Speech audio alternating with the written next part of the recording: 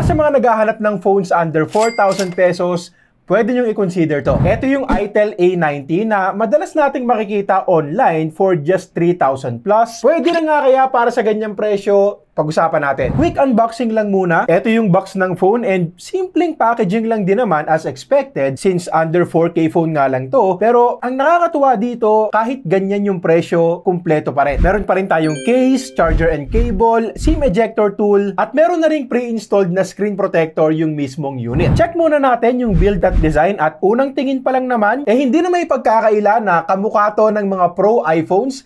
Dahil dito sa square na camera island, overall, pasado sa akin yung looks kasi simpleng-simple lang. Isang maliit na logo lang din ng Itel. 3 colors yung available. Ito yung Starlit Black, tapos available din yan in Space Titanium and Aurora Blue para sa mga may gusto ng makulay na phone. Manipis lang yung camera module, medyo magaan lang din so hindi nakakangalay gamitin. Of course, mostly plastic yung build, pero ang kinaganda dito, meron siyang IP54 rating para sa 3K plus na presyuhan. Hindi siya sobrang taas, but still proper water and dust resistance pa rin yan. Sakali na aksidenteng matalsikan o matapunan ng tubig, so big plus din na meron tayo niyan dito. Next, usapang display naman tayo. 6.6 inches yung size, so malaki-laking display din. Screen resolution natin is HD plus or 720p na syempre isa na rin sa mga inaasahan natin sa mababang price. Acceptable pa yan para sa mga phones under 5,000 pesos. At ganun din yung notch design at medyo makapal pa na bottom bezels. And 90Hz na nga rin pala yung screen refresh rate at eto yung hindi ko inaasahan. Extra smoothness yan kapag nag-i-scroll tayo. Like for example, Facebook browsing. Nag-play din ako ng YouTube videos at 720p and maayos naman. Okay din to pang YouTube.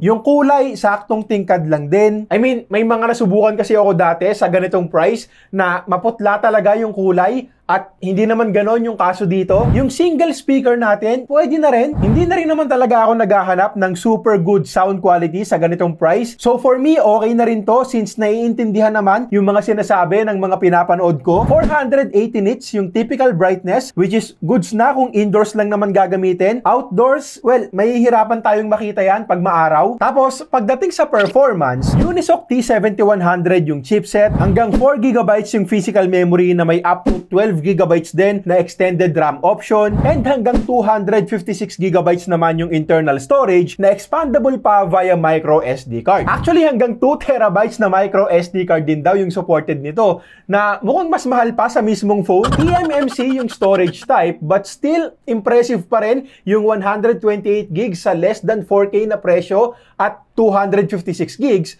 sa less than 5K na price. Ang Tutu benchmark score na nakuha ko dito ay nasa 150K. So, definitely not a gaming phone. Pwede naman kung gugustuhin mo, ibababa mo nga lang talaga yung graphic settings. Pero take note na yung ganitong kamurang phone, ginawa to para sa mga basic smartphone needs natin. Para sa mga pang-araw-araw nating apps, pang social media, Facebook, Instagram, TikTok, pang YouTube, Gcash, email, Viber, text and calls, pang stock sa profile ng crush mo.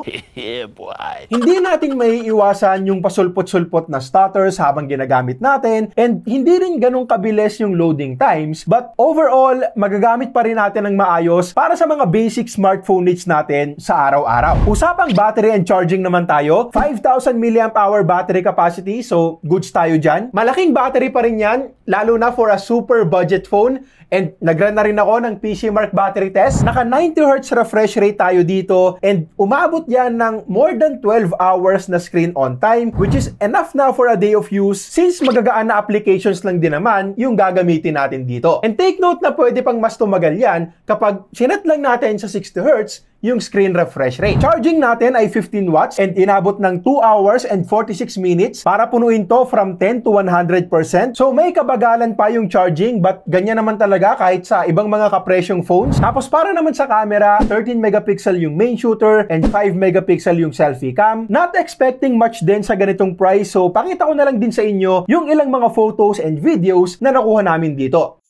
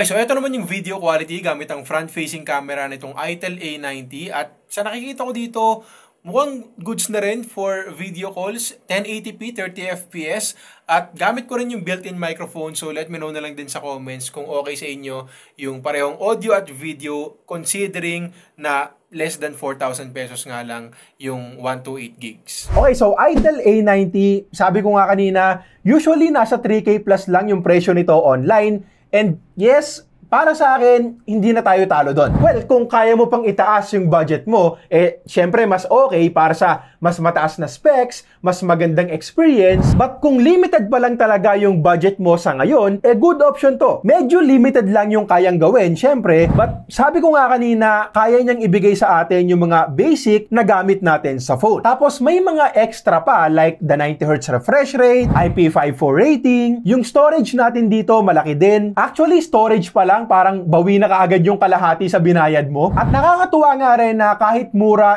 kumpleto pa rin tayo sa accessories. Anti-drop case na nga rin pala daw yung kasama dyan. So, extra protection na rin sakaling aksidente nating mabagsak. Okay, so yun lang muna para sa ngayon. Like and subscribe kung nagustuhan mo tong video. Let me know na rin sa comments kung anong tingin mo sa phone na to. At para sa iba pa naming mga videos, click mo lang tong mga to.